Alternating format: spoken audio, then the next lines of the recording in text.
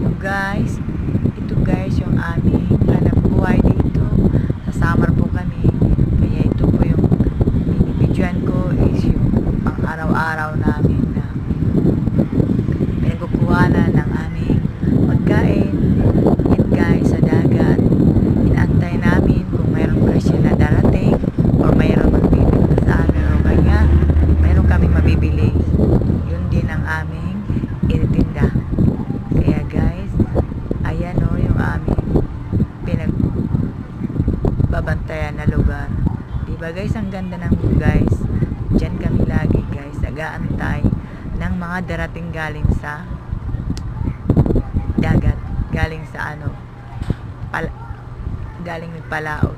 Inaantay namin guys kasi para mayroon kami pagkain